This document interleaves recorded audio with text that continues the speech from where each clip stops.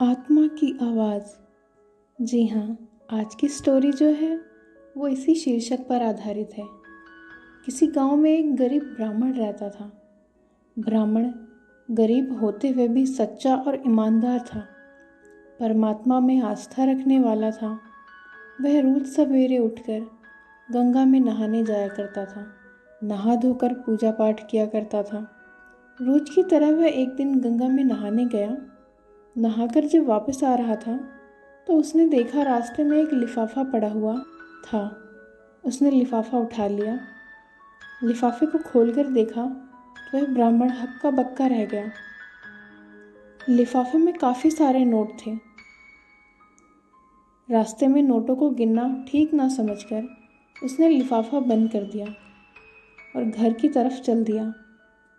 घर जाकर उसने पूजा पाठ करके लिफाफे को खोला। नोट गिनने पर पता चला कि लिफाफे में पूरे 20,000 रुपये थे।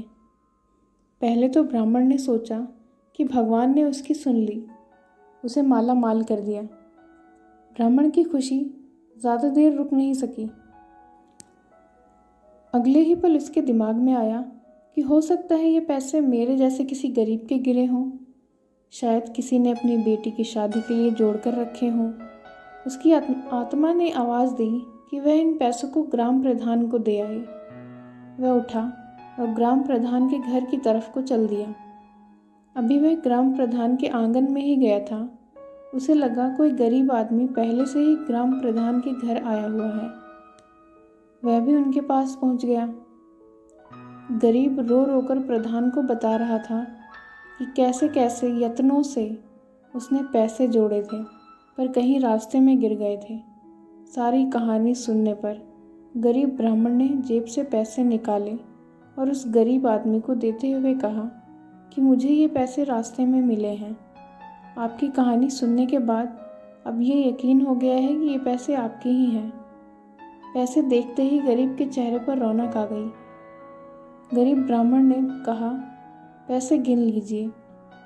गरीब आदमी ने ब्राह्मण का धन्यवाद करते हुए कहा कि पैसे तो पूरे ही हैं, इसमें से मैं आपको कुछ इनाम देना चाहता हूँ। गरीब ब्राह्मण ने कहा, कुछ भी लेने से मैं पक्ष में नहीं हूँ। ब्राह्मण अपने घर को वापस आ गया। उसको इस बात की खुशी थी कि उसकी आत्मा की आवाज़ की जीत हुई है। तो ये थी कहानी आत्मा की आवाज़। क्या आपके साथ भी कभी ऐसा हुआ? नीचे कमेंट करके ज़रूर बताएं।